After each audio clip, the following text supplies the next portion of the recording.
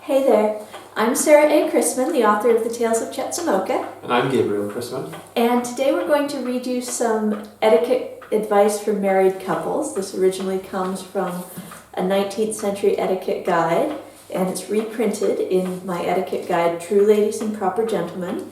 This is advice that I try to make the characters in my Tales of Chetzemoka exemplify, and it's also advice we use in our own marriage.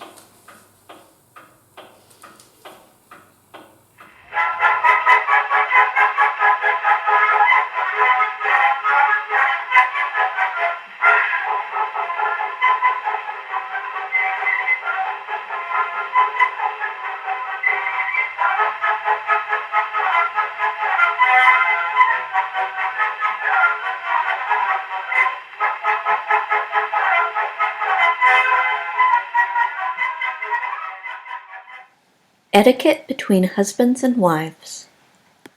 Let the rebuke be preceded by a kiss. Do not require a request to be repeated.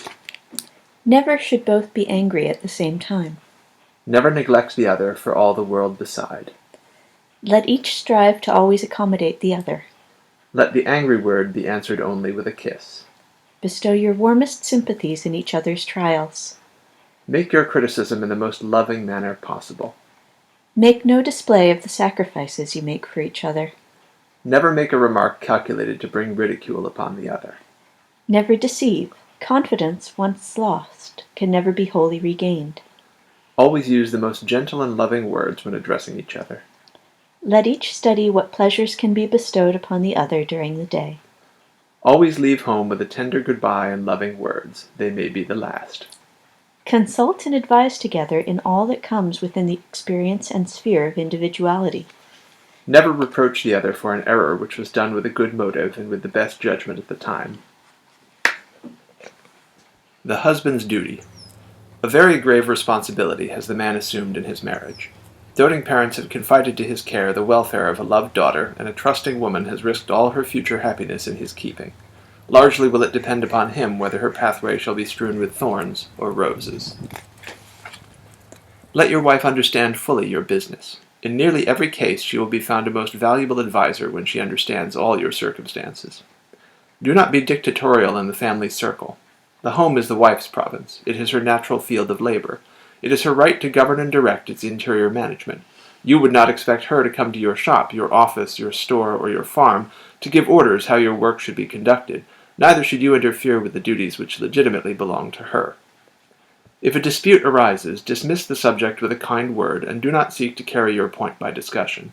It is a glorious achievement to master one's own temper. You may discover that you are in error, and if your wife is wrong, she will gladly, in cooler moments, acknowledge the fault. Having confided to the wife all your business affairs, determine with her what your income will be in the coming year. Afterwards, ascertain what your household expenses will necessarily be, and then set aside a weekly sum which should regularly and invariably be paid the wife at a stated time. Let this sum be even more than enough, so that the wife can pay all bills and have the satisfaction besides of accumulating a fund of her own, with which she can exercise a spirit of independence in the bestowal of charity, the purchase of a gift, or any article she may desire. You may be sure that the wife will very seldom use the money unwisely if the husband gives her entire confidence. Matters that would be of little concern to you may weigh heavily on her. She needs, therefore, your tenderest approval, your sympathy, and gentle advice. When her efforts are crowned with success, be sure that you give her praise. Few husbands realize how happy the wife is made by the knowledge that her efforts and her merits are appreciated. Endeavor to regulate your household affairs that all the faculties of the mind shall have due cultivation. There should be a time for labor and a time for recreation. There should be cultivation of the social nature, and there should be attention given to the spiritual. The wife should not be required to lead a life of drudgery. Matters should be so regulated that she may early finish her labors of the day, and the good husband will so control his business that he may be able to accompany his wife to various places of amusement and entertainment. Thus the intellectual will be provided for, and the social qualities be kept continually exercised. Give your wife every advantage which it is possible to bestow. Possibly the wife in social position, intellectual equipment, and very likely in moral worth may be the superior to her husband. It is equally necessary, therefore, that the husband put forth every effort to make himself worthy of his companion. It is a terrible burden to impose on a wife to compel her to go through life with a man whom she cannot love or respect. The wife's duty.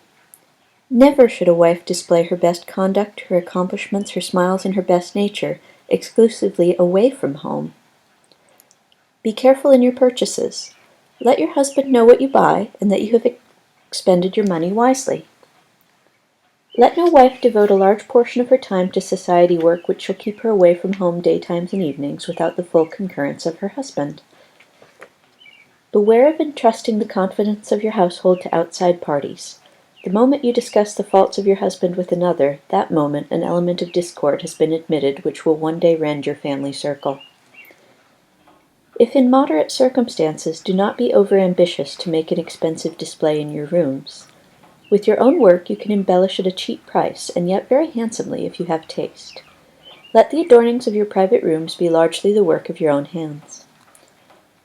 Beware of bickering about little things. What matters it where a picture hangs or a flower vase may sit? Be always careful of your conduct and language. A husband is largely restrained by the chastity, purity, and refinement of his wife. A lowering of dignity, a looseness of expression, and vulgarity of words may greatly lower the standards of the husband's purity of speech. Whatever may have been the cares of the day, greet your husband with a smile when he returns. Be careful that you do not estimate your husband solely by his ability to make display. The nature of his employment in comparison with others may not be favorable for fine show, but that should matter not. The superior qualities of mind and heart alone will bring permanent happiness. To have a cheerful, pleasant home awaiting the husband is not all.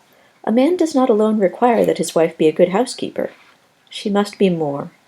In conversational talent and general accomplishment, she must be a companion. That's a lot of books. That is a lot of books. Thank you for watching today. I hope you enjoyed this video. If you did, please give it a nice thumbs up. And remember to tell your friends about my books. Happy reading! In a big rocking chair sat an old loving pair, watching the embers aglow. And then she cuddled near as he whispered, "My dear, remember the days long ago when I was the dandy and you were the bear."